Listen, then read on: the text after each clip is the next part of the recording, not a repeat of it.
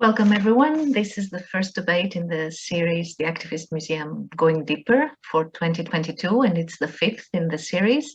And we are very happy to welcome María Acaso and Armando Perla, who kindly accepted our invitation to take us a bit further into this discussion and reflection around the Activist Museum. As a basis for our discussion today, we considered the idea of everyone. Museums very often say that they're open to everyone, the doors are open to everyone, but who is that everyone? And the truth is that not everyone accepts that invitation. The big majority of people in any society do not visit museums. So then we try to invest on the so-called audience development, on outreach programs, on special activities for special people. And Maria was in Lisbon in October for the Gulbenkian Museum Summer School, and she shared with us what Foucault said, that museums work with the logic of including exclusion, where clearly the other is included, but is included as the other, and will hopefully not be too intrusive, too visible, too disruptive. So I would like to start this conversation by asking you, how do you understand this idea of everyone? Who is everyone? Would you like to start, Maria? Yes, Maria, thank you very much for the invitation. I'm very happy to share with Armando this session that I think is really, you go to a very important focus in museums right now. I have been in the museum today for 10 hours working around these questions, because I think especially education departments, public program departments, must to make a big reflection about this question of who is everyone and how we invite to this, I think, phantasmagoric everyone, because who is really everyone? So from my point of view, everyone is really two kinds of publics, if we are talking in a very stereotypical way, because we don't have 5 hours in order to discuss that. But we have like two types of publics, one that feel comfortable and one that doesn't feel comfortable. Of course, both of them are invited to get into the museum, but the feelings of these two types of publics is completely different. If you are what I call the of course, the high public, no, the public that is an elite, that is mostly based in a reflection of the director of the museum. In my case, a man born in Europe, heterosexual, of around 50 years old.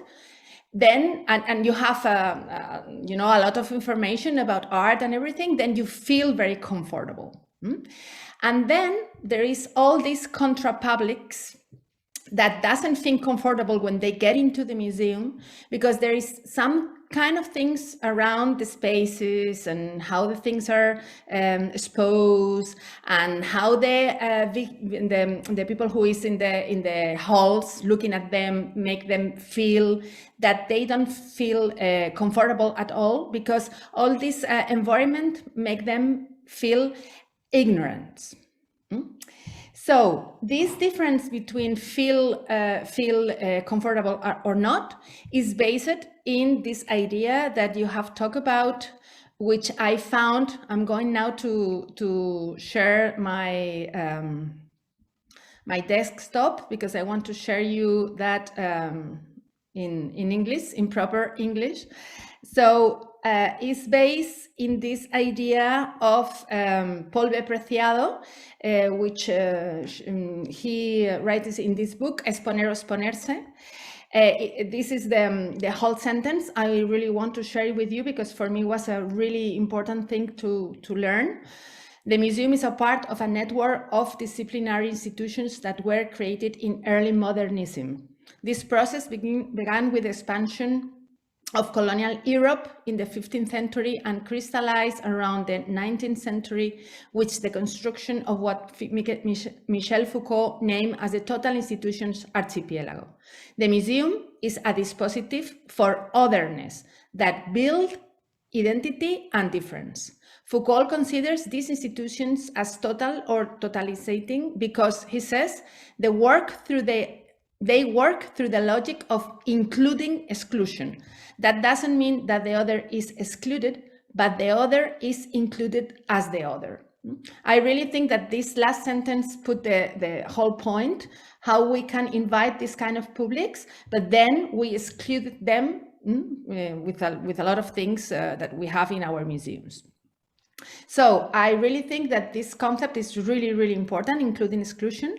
And then here in the column of the right, sorry, we have children, adolescent, elderly, actors and communities, migrants, etc., that will fill this category of contrapublics. And that is the one that I think they don't feel comfortable at all when they start into the museum. So when we are talking about everyone, we have these two publics, and for me, the most important ones are these ones. And these ones are normally the ones we work within in the departments of education. Yeah. Perhaps here we can, with everything you brought for us, Maria, and because Armando is an advocate for a human rights museology, and I was reading also an article where you were writing, Armando, centering the human in the human rights museology. So perhaps in these groups of people that Maria presented to us in a more general way, you would like to add a bit or go a bit further? Yeah, thank you. And thank you again as well for the invitation, Maria. And thank you, Maria, as well for, being here and sharing the mic with me. Before I start, though, I just want to start by acknowledging that I am a settler of color here, connecting today from the traditional territory of many nations, including the Mississaugas of the Credit, the Anishinaabe, the Chippewa, the Haudenosaunee, and the Wendat peoples. And with that, yeah, I want to come back now to this idea of who's everyone, and who's everyone when is actually, sort of put forward by a museum or by institutions, right? And I really thank you, Maria, for talking about this notion of comfort, right? Because I think this is really important, and it's about like who feels comfortable. And I think I want to look at it from the other side. You talk about sort of like these different publics and audiences feeling comfortable coming inside of the museum, but I feel that the museum refers to everyone, right? That makes the museum still feel comfortable. So they are willing to include people as long as they are not going to disrupt that comfort, right? As long as they're not going to challenge that status quo that exists within the museum, which is why, I kind of always have that problem with that word of inclusion and sort of like all these buzzwords, right? Of, diversity, inclusion and whatnot. I always I always quote Angela Davis, for example, when she said that diversity is that difference that doesn't make a difference. So I feel that's kind of what the museum refers when they talk about wanting to include everyone. They want to bring people who are not going to make them do anything different. Oh. And I think that is exactly, the point. And I've been using this sort of like analogy right now in times of COVID of a vaccine, right? So they see that they can bring sort of these like weakened sort of like virus or amount of virus inside of the institution so they can vaccinate themselves and they can continue then to do things the same way that they've always done. So it's not disruptive for the institution. Yeah. So I feel that, right? Like it's about comfort, but it's also about comfort, not just for the audience, but also for the institution itself. And I think, for instance, of examples when, museums start talking about showing, for example, art of the colonies. And so now they're like, they see themselves as progressive because they're showing, like this difference, this otherness. But then again, right, like, I always ask this question, how is this other, how are these communities benefiting from this relationship? Is it just the institution that is being legitimized by showing this art? Like, how is this art actually being contextualized? How are like the artists benefiting from it? Like, are the museums aware, like they're being, paid like, fair like wages for their work, like all of these things, like who is contextualizing this? Like I said, are the artists involved in the way that the pieces are displayed? Are people who have lived experience as well, as well involved in all of this? So yeah, I think when we start looking at ways that institutions could actually really talk about, making places welcoming and places of belonging, and I'll talk about this later as well, I think that we fall short. And like I said, it would just fall in this sort of narrative and this rhetoric of inclusion and diversity as something that really doesn't mean it. When Maria was here in Lisbon in September, she talked about the old paradigm of monogamy in museums, thinking of the interior of the museum, the internal relationships, a monogamy between a couple made by the collections and the temporary exhibitions. Yeah. And she advocated for a new paradigm of new promiscuity, where more people can get into that relationship. Again, she was thinking specifically about the way we're organized from within. What if we take this paradigm and we reflect also on who we wish to relate to, who we wish not only to make feel comfortable, but for whom we wish to be relevant and useful. So what do you think it would really take for a museum, if a museum was honest about wanting to be a place for more people? Because I don't think we are very honest about it. What would it take, you think? How do you see that happening, or how do you go about it in your own work of actually making the museums places that can be for more people, more relevant, more useful? Maria? Okay, in order to do that, to be the museums more honest, I really think that we have to do what I call desotherness. So I will go again to my PowerPoint.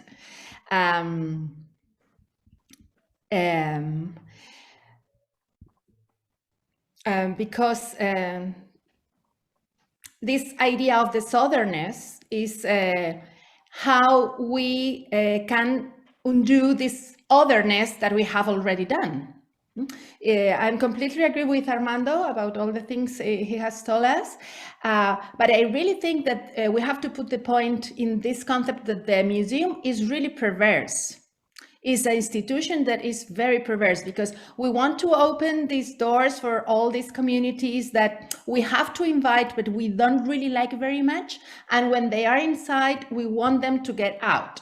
Exactly. Imagine what we can do with the children. For example, when families go to the museums, we get in our social media a lot of complaints of the mothers and parents and fathers that they fight with the wards in the halls, because they are all the time, treating the children as they are delincuentes. I don't remember the name in English. Yeah, like criminals. Yeah. Criminals. Yeah. And when there is someone with a wheelchair, what happened in this case, or if there is a group of people that they are not white and they come together. So all these things is taking the alarms of the institution. So the institutions are really, really perverse in that point.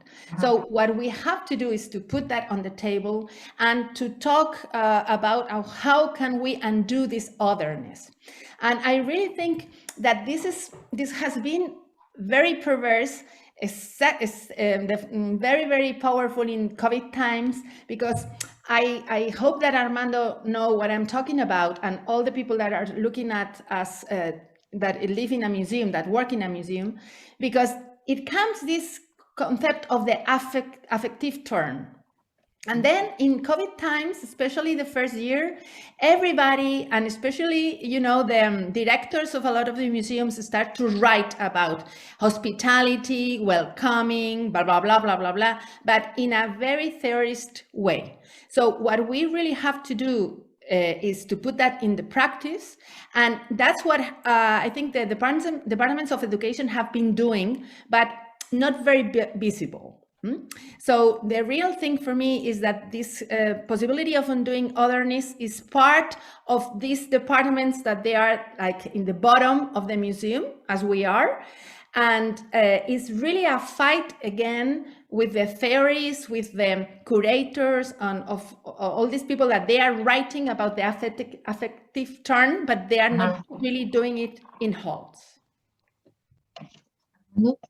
What does it take? And you're, I think now with your new position, you're in a very sensitive area. What does it take to be truthful and honest about opening up the door? Sorry. Armando, you're away, you're away. No, so thank you. Yeah, no, I think again, Maria, thank you for, like sort of putting those ideas forward. I think it's very true. And I've always also said the same thing, right? The museum, it's an institution, well, it's a colonial institution. And I kind of like laugh when people say that they're going to decolonize museums, because I also don't believe that the museum will ever be decolonized. I think there is a very brilliant essay going around by María Kasim, right, where she like says the museum will not be decolonized, and then Paul White Cairns from New Zealand compliments it and said the museum will not be decolonized. The only thing that we can do is to make it less harmful for people like us, right? And so I think that is also key. And when we talk about what does it take? Well, yeah, honesty, it takes courage as well, because museums have this long history of harming historically marginalized communities, historically excluded communities, right? Like, I mean, we can talk about, the practices of going and stealing, belongings of indigenous peoples, of other racialized people, and putting them behind cases and glass and all of that. So all of that has to be acknowledged, right? Like, I mean, and that's also what Amy Longtree talks about in decolonizing museums, right? Like, we need to first acknowledge those hard truths of colonization. And I think the burden of proof is on us as institutions to prove to these communities that we are going to work differently. And I think something that it's very interesting that Maria was saying, right? It's about education, being one of the places where this work takes place. And I agree completely on that. I see in most museums it's education where that is taking place. Curatorial spaces are usually very elitist, and they're very, they don't work in collaboration, or they work with communities. It's not always the case, because there are also other ways of doing curatorship. And I think I get really inspired looking at models that come from indigenous communities and indigenous curation, but also community curation that takes place in places in Latin America. I am completely inspired by people like Juli Zapata Rincon at the Museum of Antioquia in Medellin, who is a trans non-binary curator working, side by side with the communities around the museum. The museum in Antioquia is placed in downtown Medellin, which is a very complex area, where you have sex trade, you have drug trafficking, you have violence, you have all of these different dynamics. So, for instance, that museum has made a decision to be there and to be one of the neighbors. They're not coming with this, attitude of white saviors that we're going to come and we're going to save and change the lives of all these people. They just want to be one of the neighbors, right? And they've opened up all of the windows of the back of the building so they can have those exhibitions built together with the communities that work. For instance, I was just in Medellin last month visiting the opening of one of the exhibitions, and it was done with, it is the first exhibition actually done by a trans curator, non-binary curator, with the trans community as well. The museum is also using the title of curadore in Spanish, which is a non-binary. It's the first, time that I've seen that in a museum, which is really, really amazing. And all of that comes from being in consultation with communities, right? But that, again, it takes really a lot of effort. Like you were saying, Maria, for instance, when the museum started working with these communities, for instance, sex workers, they didn't feel comfortable walking into the museum because of the way they were dressed, because, security wouldn't let them in, because all of these things, right? And it's the same, with the National Museum of Colombia as well, in Bogota. They've been working with other communities over there in what they call the Bronx, which is also a neighborhood. So people were being treated as criminals as well. So there's a lot of work that has to take place in a lot of different levels. So, from the security, from all of that, to actually really try to make places more inclusive. And I think curators have a long way to go to make this happen.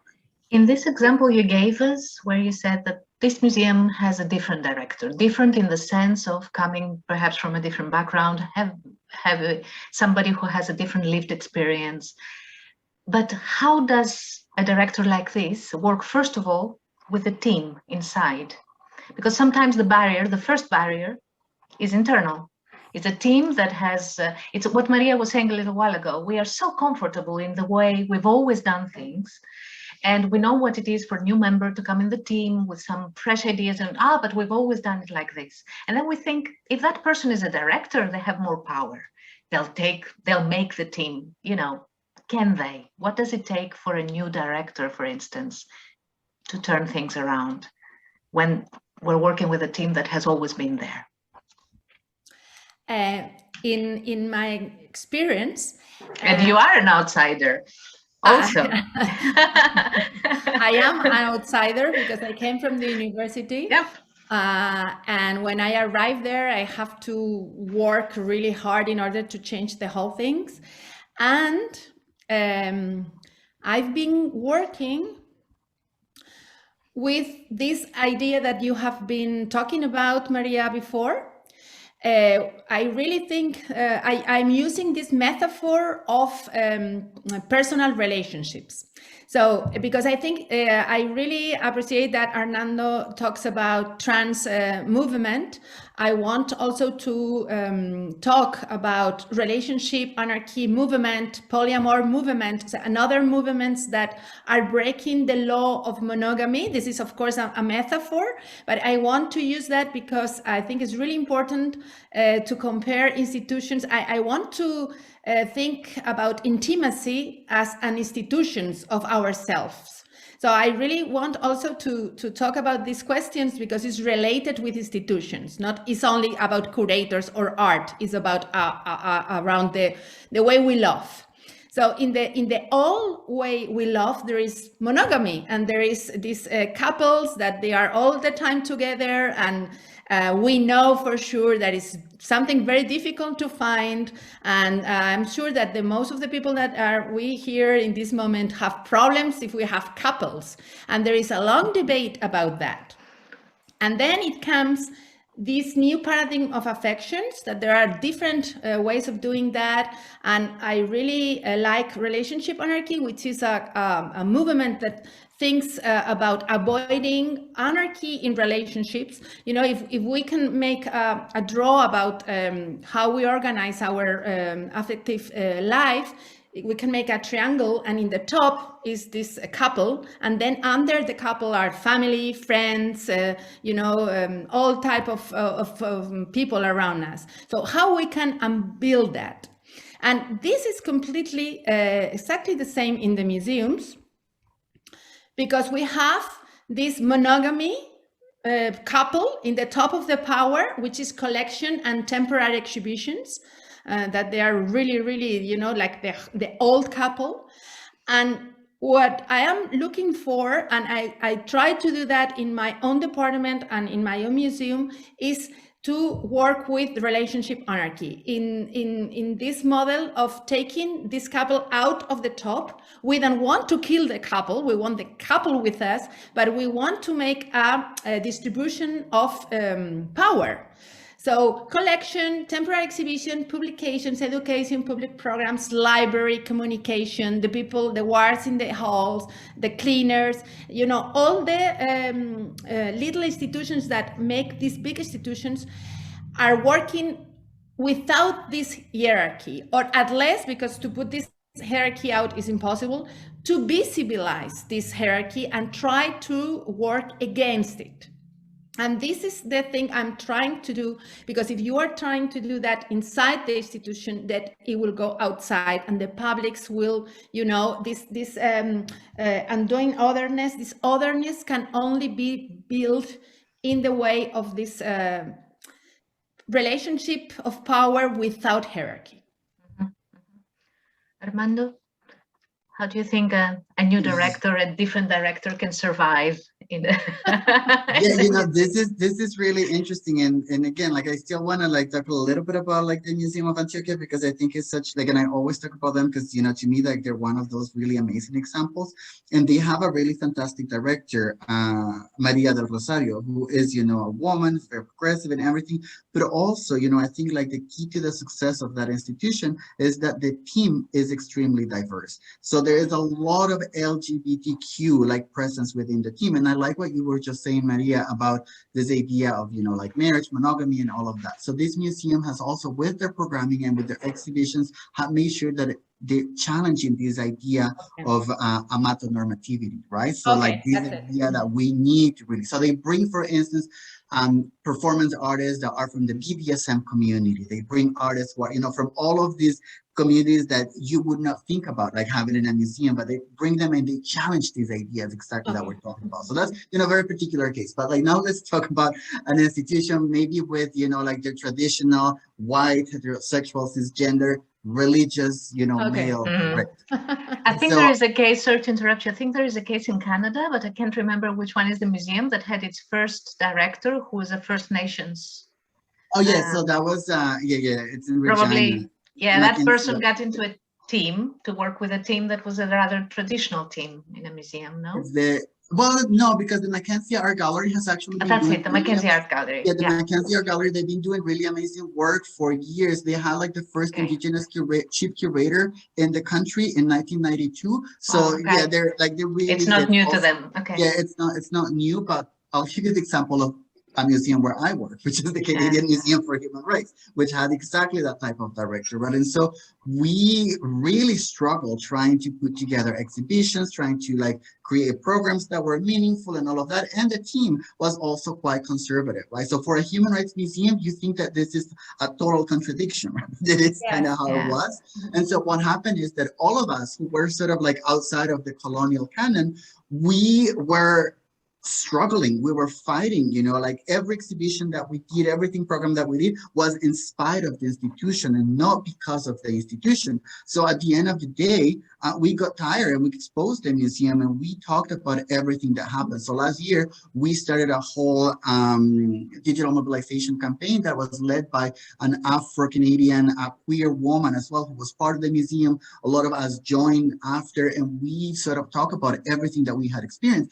We were the first one to talk about this in the country. And then, well, today, I think it's been like about 24, because I've been sort of keeping track of the museums that have been exposed because of this. And 4 directors of the 4 of the biggest museums in the country have had to resign, including the one where we worked. And also investigations have been launched, which have given most of the times the reason to what we were saying, right? So like there is, and like I said, when you are continue to struggle and struggle and struggle, I think the responsibility is as well. And I like this because, like the topic of the talk is the activist museum, but a museum is not going to be activists. The people who are activists are the ones working inside of the institutions or even outside, right? And so it is activist museum workers that we see pushing for that change and forcing museums to actually adopt those activist sort of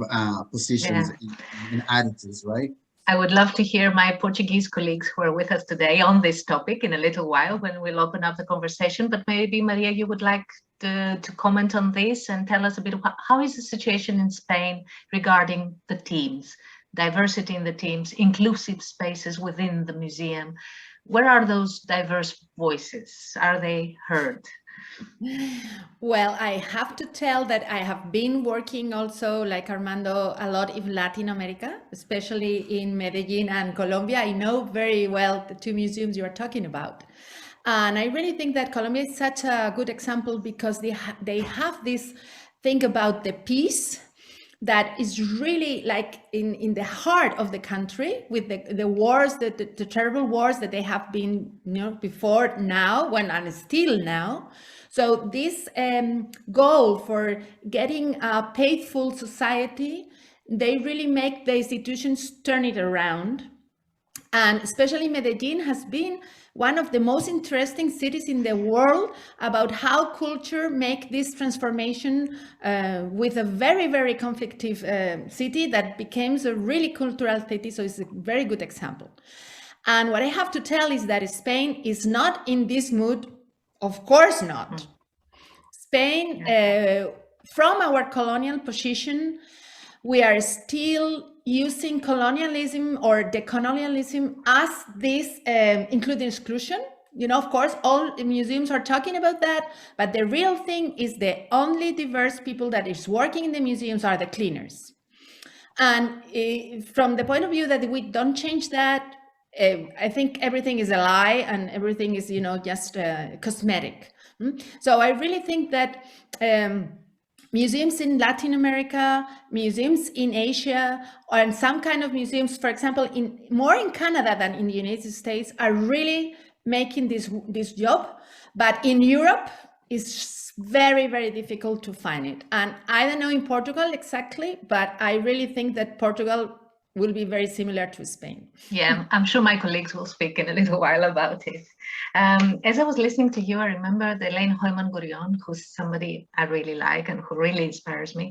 And I was reading her most recent book, Centering the Museum, where she talked about her first experience of visiting a museum alone as a young person. And she says she was 14 and she visited MoMA, and she had the guard after her all the time. Okay. She was a young Jewish girl. She was young. I think that was the issue there. She was a young person alone in the museum. And then Elaine says that eventually she grew up. She was maybe she was still exotic for some people, being a Jewish woman, etc.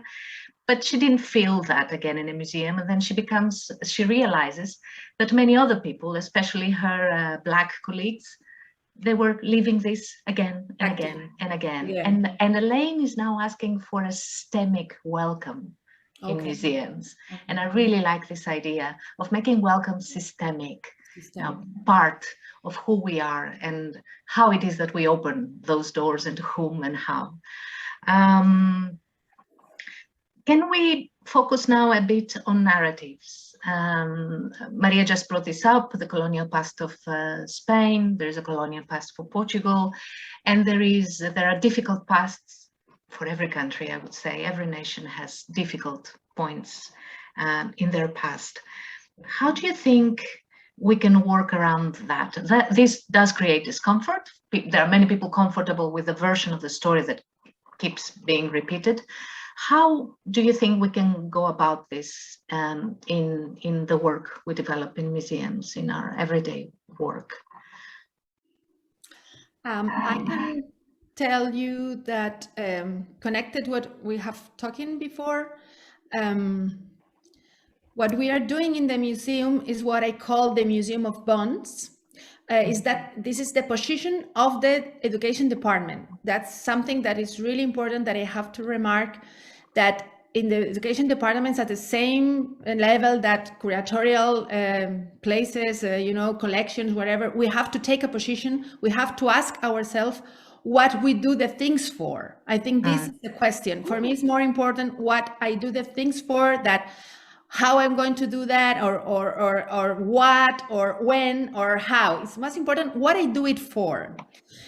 So we want to do it for making bonds with our publics that are long-term bonds. I think this is one of the narratives. I don't want the people to come into my department to do things with me to stay 1 hour and go out. I want to establish long-term bonds.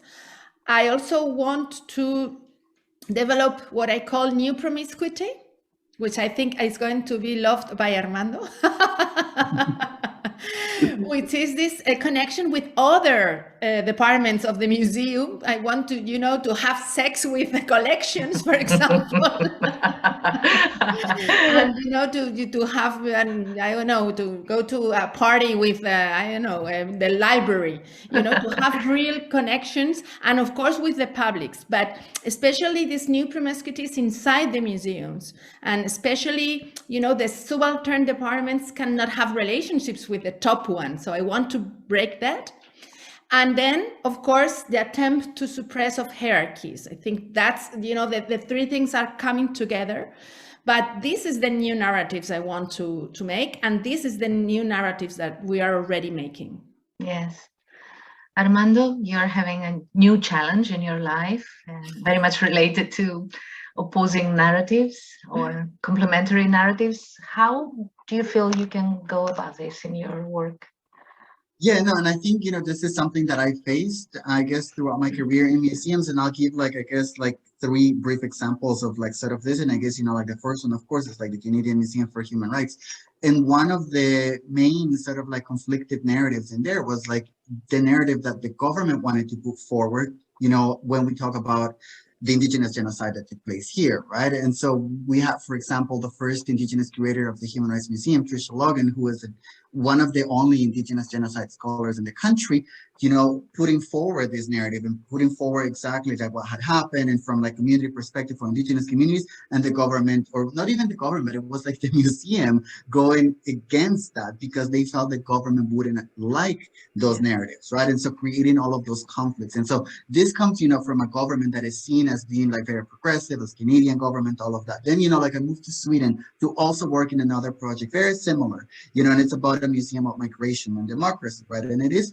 very much the same. This idea of this museum of migration and democracy in Sweden is put forward by the city of Malmo, but also by the Swedish government, and they want to present sort of Malmo as a city that is multicultural, that is welcoming of migrants. But once we get into the ground and we start working with all of these migrant groups and everything, they tell us we don't want that narrative. That is what the government wants to say about us. That's not our experience. We want to say something different. Right? And you have all of this political interference coming, and all of these politicians, telling you, like, it was amazing because I had never experienced such a level of political pressure as I experienced in Sweden when it came to museums. So they always put themselves as like, oh, we're better than everyone else, but it's not true.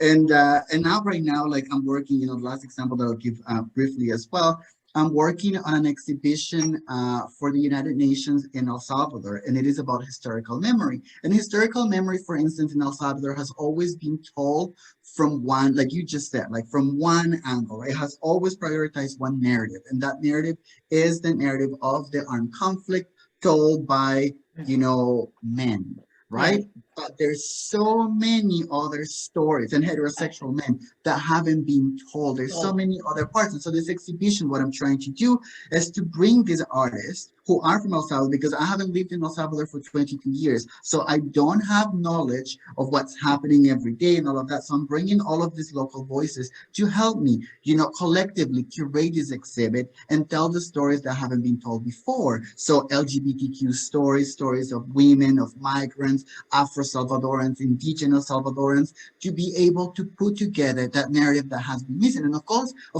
that destabilizes people, right? Because people come and react and say, well, you're ignoring us, you're like invisibilizing the conflict. And then we're saying, no, we're not. We're just making it like, we're just making the picture bigger. We're just making room for other voices to also tell about their experiences. And there's always going to be resistance in that way. So yeah,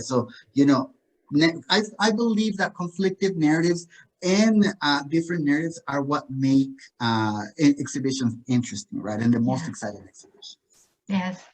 Perhaps I would invite our colleagues now, the ones who wish to turn their cameras on and to share their comments, their thoughts. Please join us. I have to say, as we wait for our colleagues to come in, that this is not a monogamy, but it is a couple that was created. It was created by Sarah Barriga. That you are here today together was a wish. It was Sarah's wish. Just like the previous debate, we had Jessica Hallett and Susan Pavai was a wish by Susana Gomez da Silva. So we're matchmakers here.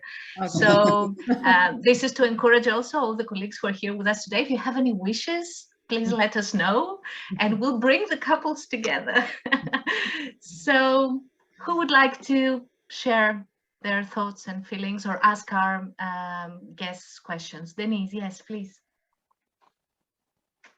Okay, thank you, Armando. Thank you, Maria, and and Maria Vlahu also for the wonderful moments here.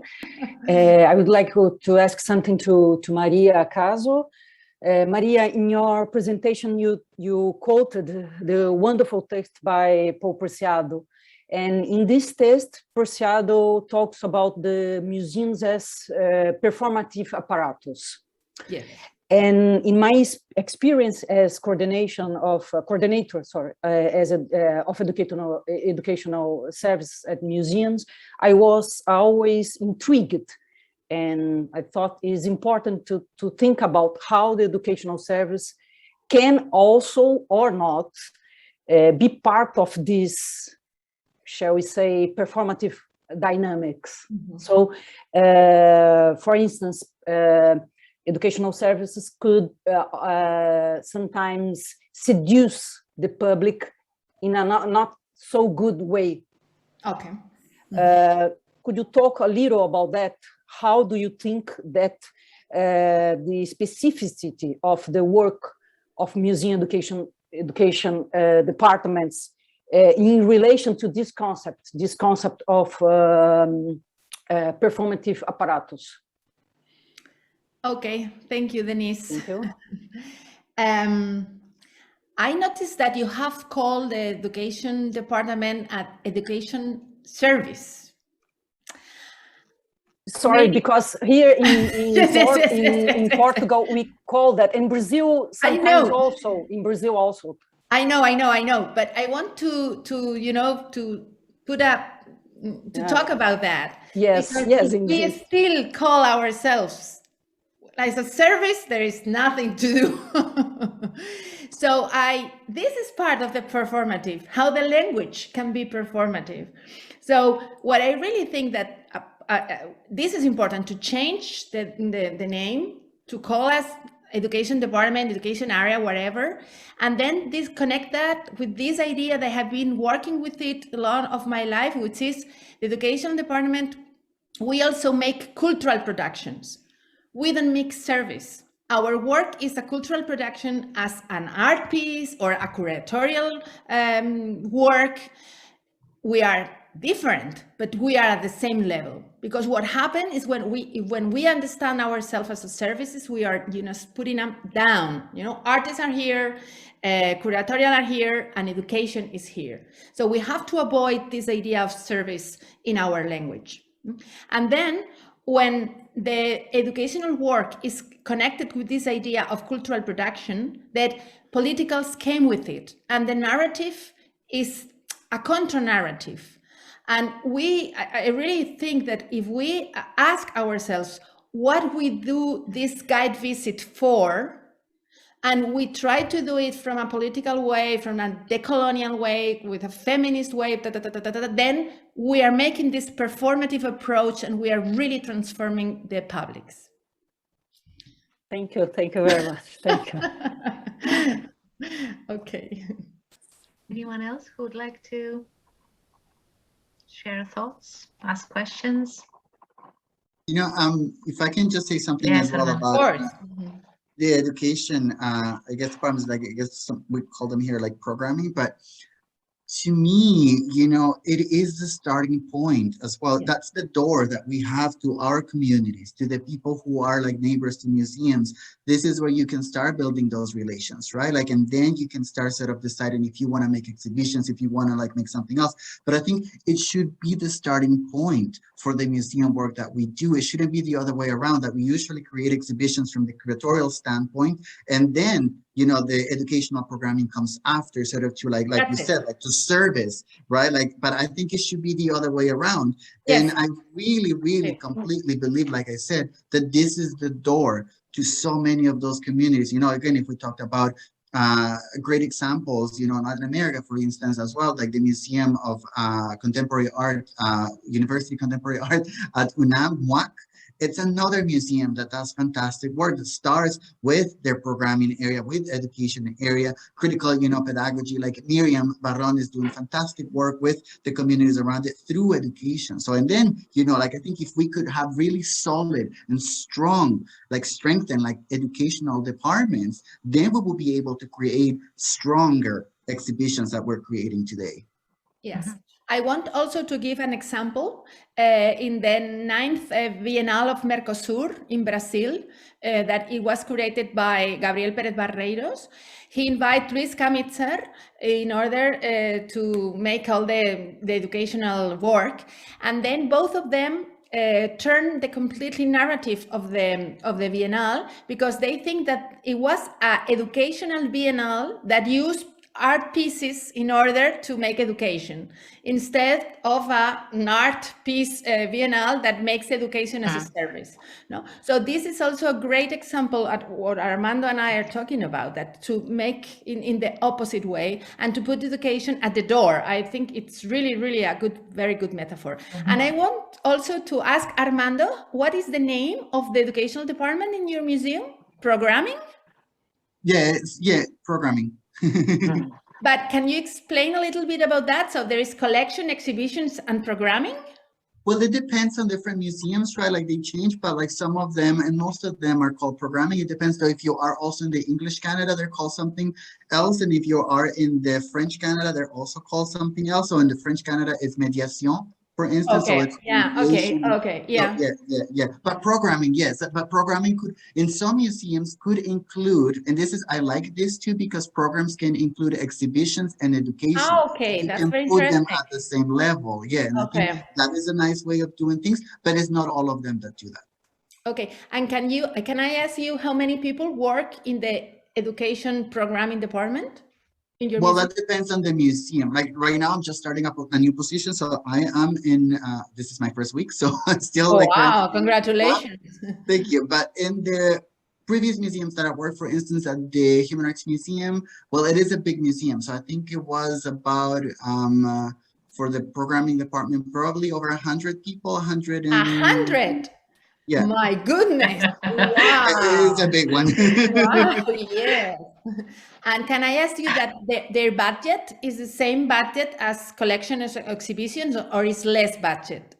Well, in that particular museum was a very like different case. So sometimes education would actually get equal or sometimes even bigger budgets than exhibition. Wow.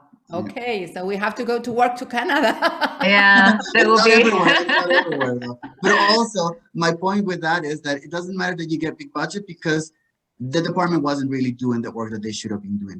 They were not really working with communities. So then it's a lot of wasted money and taxpayers' money. But yeah, that's just to let everyone know, I don't know if you pay attention to the chat, Mayali has shared some links about the examples Armando gave us from Colombia. And also I just shared the link to the recordings of the previous debates we had, in case you would like to hear them. And we still have about 7-8 minutes if someone else would like to share thoughts or ask questions. And Mayali is also an amazing person to talk to because that museum, the National Museum of Colombia, is also doing really amazing work. Like, Maria said, Colombia is one of those countries that really are at the forefront with museum practice. Yeah. In art education is the top of the world. So Mayali, we still have some minutes. Let us hear your voice if you want. No, mi inglés es muy malo. Estoy No leyendo importa. y Armando habla a millón, este pobre traductor. No, estoy fascinada porque finalmente estas preguntas que, digamos que todos estamos compartiendo en Canadá, en España, en Latinoamérica, estamos compartiendo la misma pregunta, ¿no? Ahora, es una pregunta que efectivamente pareciera que el centro, digamos, como de la reflexión viene desde las áreas educativas. Creo yo que tiene mucho que ver con esta sensibilidad que tenemos las áreas educativas, este entendimiento de hace unos años de que podemos hackear el sistema, ¿no? En términos de ya entender que de pronto la estrategia de tenemos que estar de manera jerárquica, igual que curadurías, que como todas estas investigaciones en términos de esto, no había sido tan efectiva como cuando empezamos a entender el poder de transformación que tenemos las áreas educativas, y ha sido como una discusión en torno a estos, y la pregunta sigue siendo el centro, ¿no? O sea, ¿qué significa ser un museo de todos? En el caso del Museo Nacional hemos pasado por entender, estoy de acuerdo con María, la importancia de los cambios en el lenguaje, ¿no? En nombrar, ¿no? Nosotros nos llamábamos como al estilo francés monitores docentes, los guías del museo, y hace 4 años empezamos a cambiar por el nombre de mediadores, pero muy en torno a entender que no somos, que no es un eufemismo, ¿no? Como esto ya no está de moda, ahora está de moda mediación, sino entender que es la mediación qué se está significando, dejamos de hacer visitas guiadas y empezamos a hacer diálogos por el museo y qué está significando esto, ¿no? Y por eso mismo cambiamos el nombre del programa de accesibilidad a comunidades de accesibilidad e inclusión. Y llevamos como unos 3 años tratando de entender a qué nos estamos refiriendo con accesibilidad y muy digamos que en una mezcla de lo que Armando y María hablan, pues hemos entendido el tema como del acceso, ¿no? El tema de sentirte bienvenido, el tema de sentir que es algo en donde tú puedes estar y algo que nos ha servido es reconocer que como institución no tenemos ni idea de muchas cosas, ¿no? Y eso ha sido o sea, para trabajar, para ofrecer algo, para que se sienta incluida las personas ciegas, pues nada, nos tocó incluir en el equipo personas ciegas, ¿sabes? Como, porque no era suficiente. Entonces nos enteramos de que, no sé, de que una persona, no sé, que el nivel de analfabetismo, braille en el país es enorme, entonces no tiene sentido chulear accesibilidad poniendo las cosas en braille, ¿sabes? Que no hay nada mejor que la descripción que hace un ciego de una pieza, de un museo, que es algo que no habíamos vivido, ¿no? Yo no había olido las obras hasta que el equipo de mediadores ciegos decía, bueno, ¿a qué huele esta obra? Necesito que describan el clima que hay en esta obra, ¿no? Entonces, digamos que son un poco como este tema. Es difícil, claro, la retórica y la reflexión va mucho más rápido que las acciones, ¿no? Porque hay muchas cosas que uno no sabe cómo aterrizar, pero también nos ha servido sentirnos que, a propósito, nuestra área cambió este año de nombre, nos llamamos Acción Educativa y Cultural. Bien, bravo. Y nos decían, claro, así son activistas, y nosotros, pues claro, activistas políticos, activistas de activismo no es hacer muchas actividades, ¿no? Y entonces, por ejemplo, cambiamos este nombre y nos leemos como un laboratorio, es decir, bueno, la base, probemos, miremos, yo creo que hago esto. Ay. Oh. Se quedó. I'll take advantage maybe of this pause just to quickly translate a summary, briefly translate what Mayali shared with us, because not everybody understands Spanish. Mayali said that we're all around the same question, no matter in which part of the world we are. What is this? Yeah, who is everyone? Mayali, we lost you. So, Mayali, I'll try to briefly translate what you said. Okay? Okay. So, and it is a fact that many times this questioning comes from the people who work for the so-called education or education department, etc. And we have realized perhaps the power of transformation that lies in this kind of, let's say, teams. I don't want to say departments. These kind of teams who work around education. The language is important, the terms we use, because they reflect our mentality. So maybe in some countries they don't say educators anymore, they say mediators, they talk about mediation, we don't talk about guided tours, we talk about dialogue. And if I understood well, your department is now educational action and culture. Yeah, so we work around the language. What is normally more slow is action, really. Thinking is many times going ahead, but it's two things that have to combine, of course, the thinking around the issues and actually doing. I don't know if anybody else, we're reaching the end of our time. If anybody else would like to say something before we close. Can I drop in? Please. I would, sometimes it's so inspiring to listen to these wonderful experiences other people around the world are doing. And we kind of feel the same overwhelming, how the heck am I going to do this in my own, case, to my own possible scale, which is smaller, with at least the budget and the teams working are much reduced compared to the other persons here. We kind of feel a little bit,